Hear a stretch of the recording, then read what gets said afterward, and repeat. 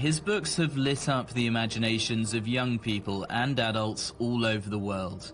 This exhibition at the National Gallery of Modern and Contemporary Art in the Italian capital lists the many famous fans of J.R.R. Tolkien, including Pope Francis and Barack Obama.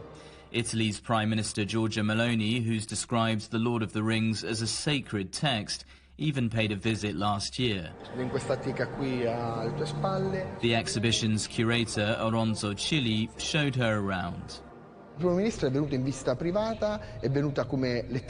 Prime Minister came on a private visit. She came mainly because she's a passionate reader. We chatted for an hour and a half about Tolkien. She knows his works very well. We talked about Tolkien and the world of Tolkien and nothing else. What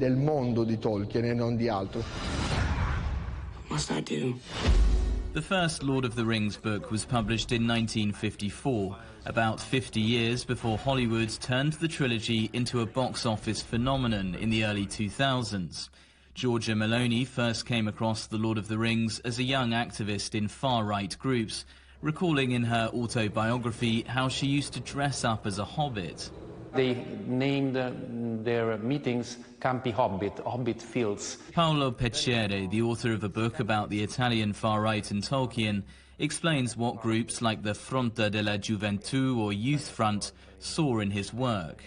So they could play the role of the marginal minority fighting against a leading power and projecting their hope of a return to their ideals in a future. As if the king that returns back from the tradition in the Lord of the Rings reflects this idea of coming back, if not Mussolini, well, the ideas of post-fascism. But it's not just the far right.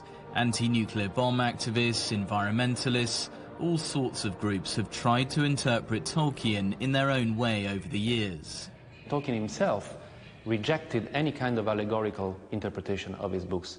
Then one might wonder, did this book and this fictionalized world have any connection to the history of the 20th century?